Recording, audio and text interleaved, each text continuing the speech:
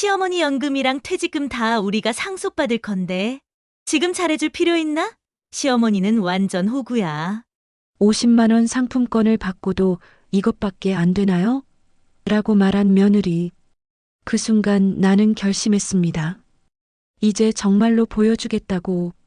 저는 30년간 대기업 경리부에서 일하며 꼼꼼하고 계획적인 성격으로 살아왔어요. 평생 한 푼, 두 푼 모은 돈으로 아들 결혼 자금도 대주고 신혼집 전세금도 보태줬죠. 하지만 며느리 수진이가 우리 가족에게 온 뒤부터 뭔가 달라지기 시작했어요. 사실 처음엔 좋았어요. 수진이는 예쁘고 똑똑한 아이였거든요. 명문대 출신의 대기업 다니는 커리어 우먼이었죠. 우리 민수가 좋은 사람 만났구나 싶어서 정말 기뻤어요. 결혼 준비 때도 최선을 다했어요. 예단비 1,000만 원, 신혼집 전세금 2억, 결혼식 비용까지 제가 부담했거든요. 남편 없이 혼자 아들 키우느라 고생했지만 내 아들 결혼만큼은 부족함 없이 해주고 싶었어요. 첫 번째 신호는 결혼식 당일이었어요. 수진이 친정 쪽 하객이 300명, 저희 쪽은 150명이었는데 수진이가 이런 말을 하더라고요. 어머니, 다음에는 저희 친정 쪽 하객 수준에 맞춰서 준비해 주세요. 좀 민망했거든요. 그때는 젊은 사람이니까 그럴 수 있지 하고 넘어갔어요. 두 번째는 신혼여행에서 돌아와서였어요. 몰디브 신혼여행비 500만 원도 제가 선물로 줬는데 돌아와서 첫 마디가 이거였어요. 어머니, 저희 친정에서는 신혼여행비 외 용돈도 따로 주시던데요.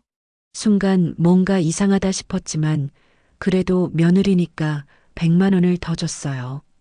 세 번째, 그리고 결정적인 사건은 작년 결혼 1주년 때였습니다. 저는 며느리에게 정성스럽게 50만 원짜리 백화점 상품권을 준비했어요. 고급 백화점에서 무엇이든 살 수 있도록 말이죠. 적은 금액은 아니었어요. 제 한 달 용돈이 그 정도였거든요. 그런데 수진이의 반응은 충격적이었습니다. 어머니, 요즘 시대의 상품권을 이렇게 주시면 좀 그렇지 않나요? 저희 친정에서는 현금으로 주시는데 그것도 이것보다 훨씬 많이 주세요. 얼굴에서 실망이 그대로 드러나더라고요. 마치 겨우 이것밖에 하는 표정이었죠. 저는 순간 머리가 하얘졌어요. 정성스럽게 준비한 선물을 이렇게 평가절하 당할 줄이야. 수진아, 마음을 봐달라. 어머니, 마음이야 당연히 고맙죠. 하지만 요즘은 현실적으로 생각해야죠. 더 충격적인 건 그 다음 주였어요. 며느리 친정에서는 200만 원짜리 명품 가방을 선물해줬다며 SNS에 자랑하는 거예요. 시댁에서도 신경 많이 써주시지만 역시 친정이 최고, 센스가 다르네요. 그 게시글을 보는 순간 온몸에 피가 거꾸로 솟았어요. 제가 준 50만 원은 언급도 없더라고요. 그 후로 며느리의 태도는 점점 노골적으로 변했어요.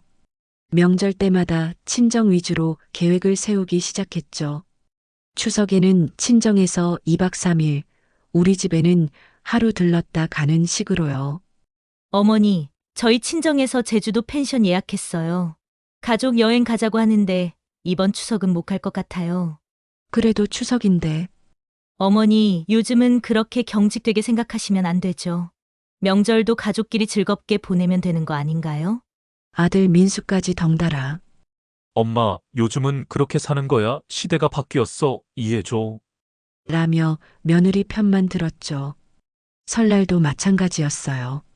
친정에서 해외여행 간다며 아예 오지도 않았어요. 혼자서 차례상 차리고 혼자 절하는 모습이 얼마나 처량하던지. 그런데 SNS에는 온 가족이 하와이에서 신나게 놀고 있는 사진들이 올라와 있더라고요. 댓글에는 친구들이 부럽다, 시댁도 이해심이 많으시네. 이런 글들을 달고 있었어요. 이해심이 많다고요? 제가 허락한 적도 없는데 말이에요. 그 후로 며느리의 태도는 더욱 노골적으로 변했어요. 어느 날 가족 모임에서 이런 일이 있었어요. 제가 새로 산 옷을 입고 나갔는데 며느리가 이렇게 말하는 거예요. 어머니, 그 옷 어디서 사셨어요? 동대문에서 샀어. 아, 동대문이요. 표정이 확 구겨지더라고요. 그러더니 옆에서 조용히 아들한테 속삭이는 소리가 들렸어요. 여보, 우리 엄마는 백화점에서만 사는데.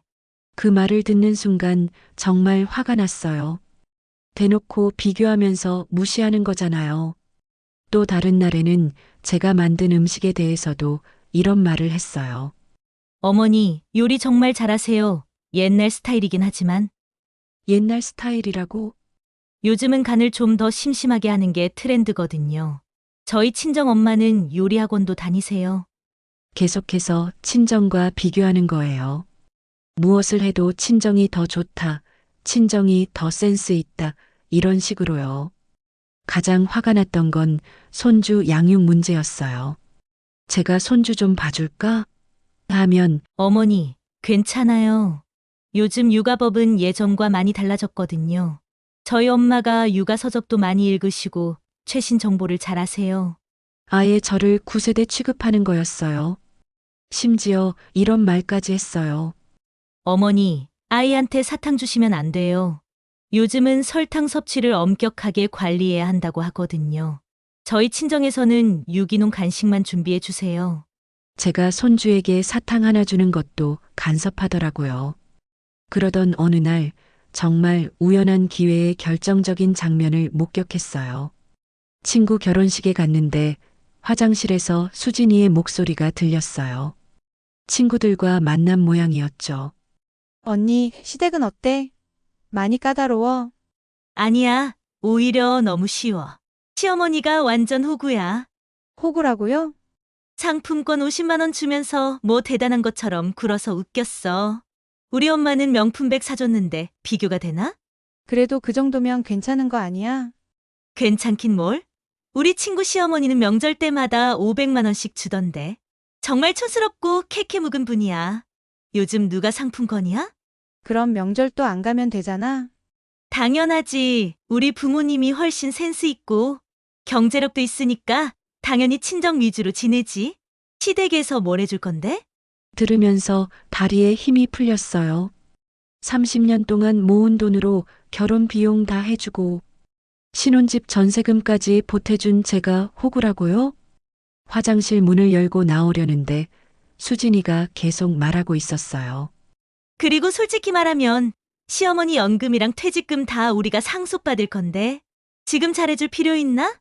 어차피 나중엔 다 우리 돈이야. 그 순간 정말 온몸이 떨렸어요. 분노를 넘어서 절망감이 밀려왔죠. 집에 돌아와서 밤새 생각했습니다. 내가 왜 이런 취급을 받아야 하나? 내가 뭘 잘못했나? 내 돈으로 다 해주고 내가 낳아서 키운 아들까지 빼앗긴 기분이었어요. 그리고 결심했어요. 이제 정말로 보여주겠다고. 다음 날부터 저는 아무 내색 없이 조용히 계획을 세우기 시작했어요. 30년 직장 생활로 쌓인 인맥과 그동안 아껴둔 적금 2억을 활용할 때가 온 거죠. 먼저 오랜 친구인 영희에게 연락했어요. 영희는 인테리어 사업을 해서 성공한 사업가거든요. 영희야, 나도 뭔가 해보고 싶어. 미경아, 늦지 않았어. 내가 가진 꼼꼼함과 경력이면 충분해.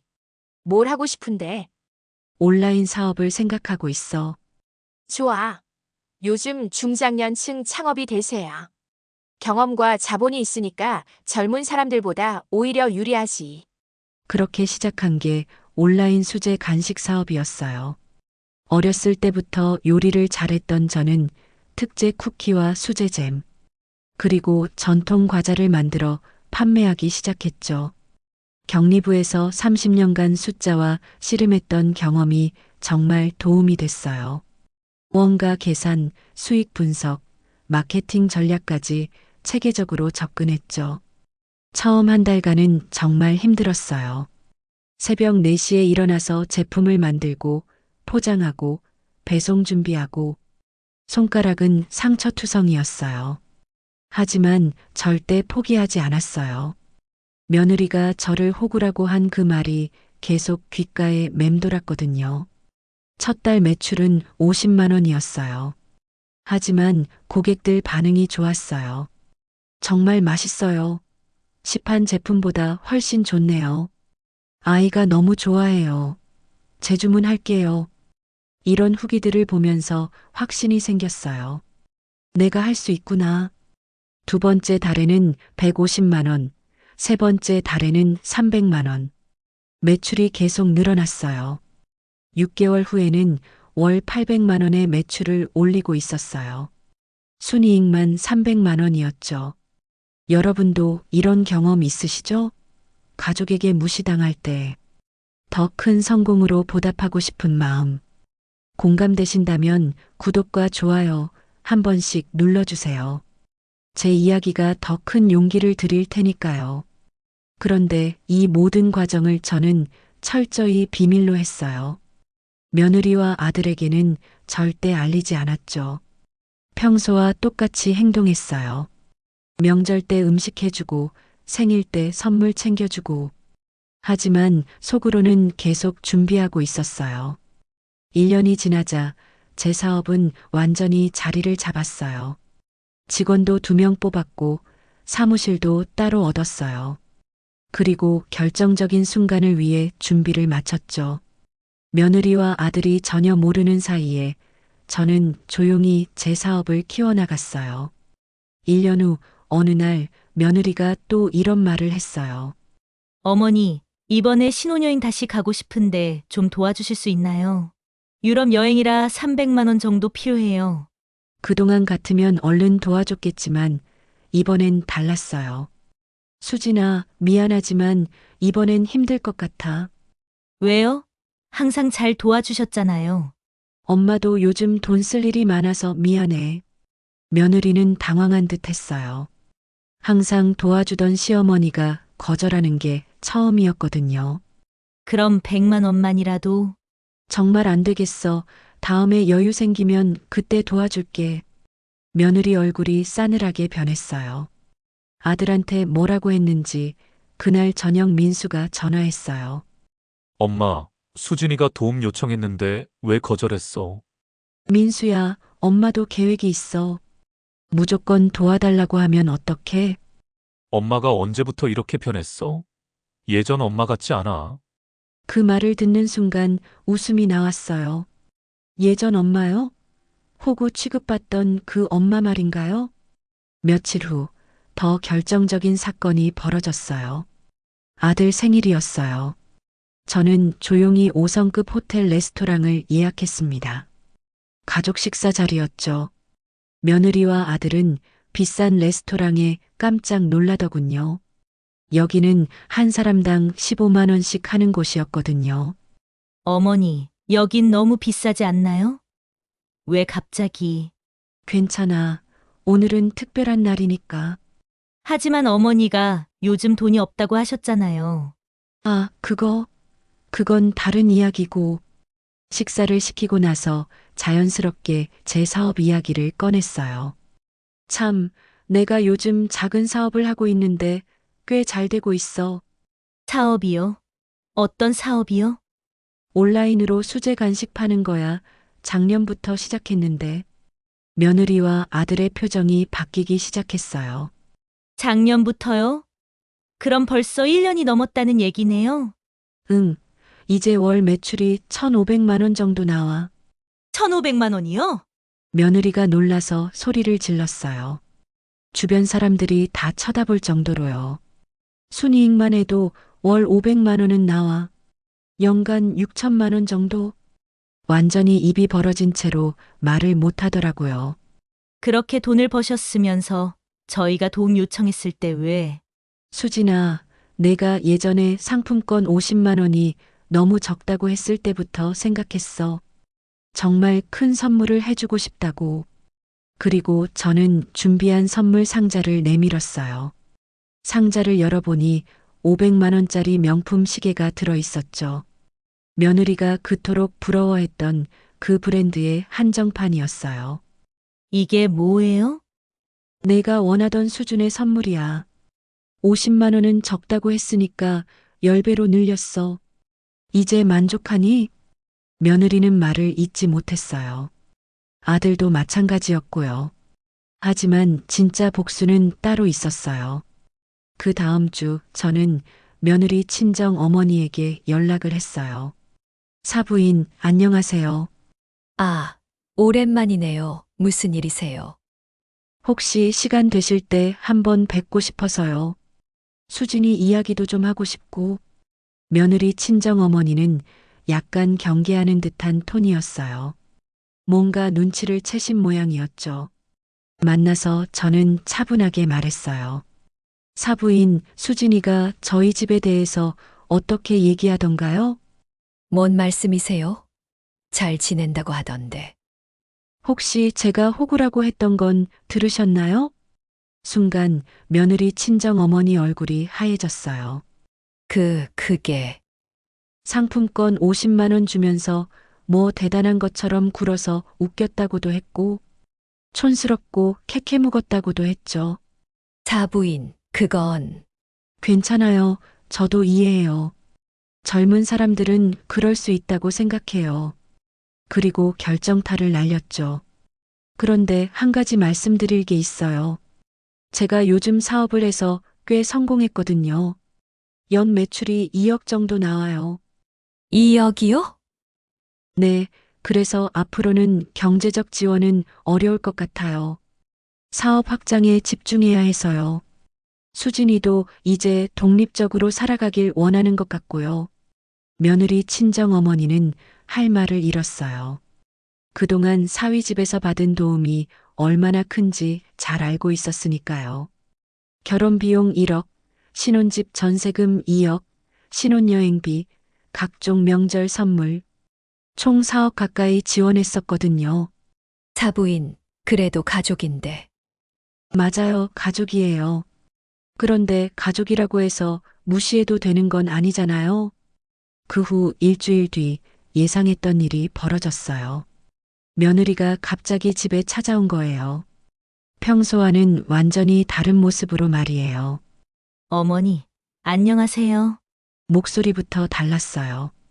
그동안의 건방진 톤은 온데간데 없고 완전히 예의 바른 며느리가 되어 있더라고요. 어머니, 제가 그동안 정말 철없었어요. 죄송해요. 무슨 얘기니? 어머니, 사업 얘기 들었어요. 정말 대단하세요. 저도 몰랐어요. 그제야 친정 어머니한테 다 들었구나 싶었어요. 어머니, 앞으로 정말 잘할게요. 명절도 꼬박꼬박 챙기고 어머니께 더 잘해드릴게요. 하지만 이미 늦었어요. 저는 이미 마음의 문을 닫았거든요. 수진아, 고마워. 하지만 괜찮아. 예? 너희는 너희 방식대로 살아. 나도 내 방식대로 살 거니까. 어머니, 그런 뜻이 아니에요. 아니야, 내가 맞는 말 했어. 요즘 세상에 굳이 시댁 중심으로 살 필요 없잖아. 너희도 자유롭게 살고 나도 자유롭게 살면 되지. 며느리는 당황했어요. 사과를 받아줄 줄 알았는데 오히려 더 차가워진 시어머니를 마주하게 된 거죠.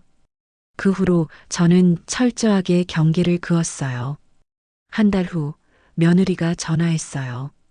어머니, 아기 용품 사야 하는데 혹시 도움 좀 받을 수 있을까요? 아, 그 사이에 임신 소식이 있었어요. 예전 같으면 기뻐서 뭐든 사주고 싶었겠지만 이번엔 달랐어요. 수진아, 임신 축하해. 하지만 아기용품은 부모가 준비하는 게 맞지 않을까? 그렇지만 어머니가 도와주시면 미안해. 내 사업에 투자할 돈이 많아서. 너희도 이제 경제적으로 독립해야 할 때 아닌가? 전화 너머로 며느리가 당황하는 기색이 역력했어요. 2달 후 아들이 직접 찾아왔어요. 엄마, 우리 좀 도와줘. 아기 때문에 돈 들 일이 많아. 민수야, 엄마도 이제 내 노후를 준비해야 해. 엄마가 언제부터 이렇게 변했어? 예전엔 우리 일이면 뭐든. 예전에 너희가 엄마를 어떻게 대했는지 기억나니? 아들이 잠시 말문이 막혔어요. 엄마, 그때 일은 미안해. 하지만 지금은 정말 급해. 전세금 올라서 2억을 더 구해야 하는데. 그건 너희가 해결할 문제야. 엄마가 왜 계속 책임져야 하니? 아들의 얼굴이 점점 굳어졌어요. 엄마, 정말 안 도와줄 거야? 응, 안 도와줄 거야. 너희도 이제 어른이니까 알아서 해. 그날 아들은 화를 내며 나갔어요. 엄마가 이렇게 매정한 사람인 줄 몰랐어라고 하면서요. 3개월 후 친구를 통해 들은 소식이 있었어요. 아들 부부가 전세에서 월세로 이사를 했다는 거예요. 전세금을 구하지 못해서 말이죠. 며느리는 직장을 그만두고 집에서 쉬고 있는데 아들 월급만으로는 생활이 빠듯하다고 하더라고요. 그리고 며느리 SNS를 보니 예전과는 완전히 달라져 있었어요. 예전엔 명품, 여행, 맛집 자랑이었는데 이제는 임신 중이라 집에서 쉬고 있어요. 남편이 고생 많이 해요. 이런 글들 뿐이었어요. 가끔 올리는 사진도 집에서 해먹은 간단한 요리 사진이 전부였고요. 댓글도 예전보다 훨씬 적어졌더라고요. 어느 날은 친구가 이런 얘기를 해주더라고요. 미경아, 내 며느리 요즘 많이 힘들어해. 친정에서도 도와줄 형편이 안 된다고 하던데. 그래. 응, 그동안 시댁 지원을 당연하게 생각하고 살았나 봐. 갑자기 없어지니까 현실이 힘든 거지. 또 다른 친구는 이런 말도 했어요. 내 아들도 요즘 많이 스트레스 받는 것 같아. 회사에서 부업 알아본다던데. 들으면서 마음이 복잡했어요. 안쓰럽기도 하고 한편으로는 이제야 현실을 아는구나 싶기도 하고요. 하지만 돌아서지는 않았어요. 이미 선을 그었으니까요. 4개월 후 정말 예상 못한 일이 일어났어요. 아들이 무릎을 꿇고 찾아온 거예요. 엄마, 제발 도와줘. 우리 정말 힘들어. 눈물까지 글썽이면서 말이에요. 민수야, 엄마, 내가 잘못했어. 수진이도 반성하고 있어. 제발 한 번만 더 도와줘. 뭐가 그렇게 급하니? 아기 때문에 병원비도 많이 들고 월세도 밀렸어. 사장님한테 돈 빌려달라고 했다가 눈치만 보이고. 엄마, 정말 막막해. 그 모습을 보니 마음 한편이 아팠어요. 그래도 내가 낳아서 키운 아들인데. 하지만 생각해보니 이런 상황도 그들이 자초한 거였어요. 민수야, 엄마도 마음이 아파. 하지만 너희가 엄마를 어떻게 대했는지 잊지 않았어. 엄마, 그리고 이제 엄마에게 기댈 생각 말고 너희끼리 헤쳐나가는 법을 배워야 해. 그게 진짜 어른이 되는 거야. 아들은 결국 빈손으로 돌아갔어요. 그날 밤 며느리한테서 문자가 왔어요. 어머니, 저 정말 잘못했어요. 그때 어머니한테 너무 심한 말 했던 거 후회하고 있어요. 한 번만 용서해 주세요. 아기 때문에라도 도와주세요. 하지만 저는 답장하지 않았어요. 그 후 6개월이 지났어요. 저는 제 사업에 완전히 몰입했어요. 이제는 직원 8명을 둔 제법 규모 있는 회사가 됐어요. 매출도 월 3천만 원을 넘어섰고요. 무엇보다 저 자신이 완전히 바뀌었어요. 더 이상 누구 눈치 보지 않는 당당한 사람이 되었죠. 며느리와 아들은 가끔 연락해요. 하지만 예전과는 완전히 다른 관계예요. 엄마, 명절 때 뭐 도와드릴 일 없어? 괜찮아. 나는 친구들이랑 여행 가기로 했어. 여행이요? 응, 유럽 3주 일정으로. 사업이 잘 되니까 이제 나도 여유가 생겼어. 그런 제 모습을 보며 아들과 며느리는 할 말을 잃어요. 가장 뿌듯한 건 다른 사람들의 반응이에요. 미경 씨, 정말 멋있어요. 이 나이에 사업 성공하기 쉽지 않은데. 어떻게 그런 용기를 내셨어요? 저도 배우고 싶어요. 동년배 친구들이 저를 부러워해요. 저 역시 그들에게 용기를 주고 싶어서 창업 강의도 하기 시작했어요. 3개월 후 친구를 통해 들은 소식이 있었어요. 아들 부부가 전세에서 월세로 이사를 했다는 거예요. 전세금을 구하지 못해서 말이죠. 며느리는 직장을 그만두고 집에서 쉬고 있는데 아들 월급만으로는 생활이 빠듯하다고 하더라고요. 그리고 며느리 SNS를 보니 예전과는 완전히 달라져 있었어요. 예전엔 명품, 여행, 맛집 자랑이었는데 이제는 임신 중이라 집에서 쉬고 있어요. 남편이 고생 많이 해요. 이런 글들 뿐이었어요. 가끔 올리는 사진도 집에서 해먹은 간단한 요리 사진이 전부였고요. 댓글도 예전보다 훨씬 적어졌더라고요.